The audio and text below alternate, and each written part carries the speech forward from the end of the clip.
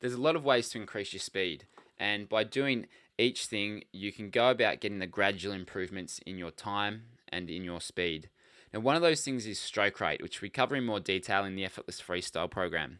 Your stroke rate is how many strokes you take per minute, and we count them as one arm stroke equals one count.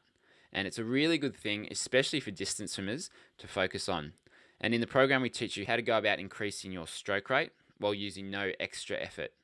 Lysandra, who's one of the swimmers I coach here in Melbourne, was doing her threshold pace sets with a stroke rate of 75, so 75 strokes per minute. Now, over the last few weeks, we've increased this to 80 strokes a minute, which is shaved off 2 seconds per 100 meters. So over a 400 meter race, that's an 8-second improvement. We're using a finished tempo trainer for this, which we've now added as an option with the Effortless Freestyle program, and it's also available from our web shop. But the finished tempo trainer is a little device that you can put in your cap, and you can set it to how many times a minute you want it to beep. So if you want to swim with an 80 stroke rate, you can set it to 80, and every time it beeps, you know to take a stroke. A really good example of using a high stroke rate to swim faster comes from a race which was held last weekend. It's one of the largest open water races in the world. It's called the Lorne Pier pub, which is an event near Melbourne, which was on last weekend.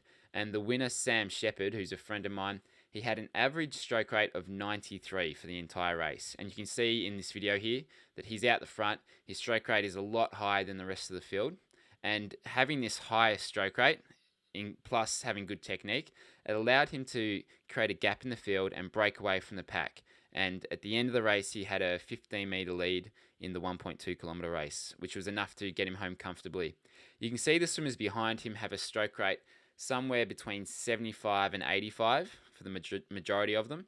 So that higher stroke rate is what allowed him to get ahead of the pack and break away. Now, it's a really high stroke rate. It's at the upper spectrum of stroke rates, and it is difficult to hold for many swimmers. But using the catch in the pool that we teach in the Effortless Freestyle program and doing the stroke rate set in the program, you can go about increasing your average stroke rate that you use when racing so that you're able to maintain quicker times without using any extra energy than you are now. Because if you think about it, you're probably racing at your maximum effort. You're probably busting your gut, working really hard, and at the end of the race, you're spent. But if you can go about adjusting your stroke rate in training so that you get used to swimming with a faster stroke rate when you're racing, then it doesn't require any extra effort because you've made those changes in your training. So we talk about that in the program, and it's one really important part of freestyle, especially distance freestyle.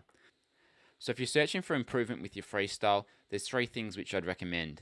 Number 1, get a finished tempo trainer and use it in some of your sessions in training. The second thing is do some of the things that we talked about here about getting used to swimming with a faster stroke rate so that you can increase your average stroke rate when you're racing. The third thing is go about improving your technique using a better catch, better pull, better body position, all of the things that make up a strong freestyle, like we teach in the Effortless Freestyle program. I'm Brenton Ford. I hope you've enjoyed this update on stroke rate. Enjoy your swimming.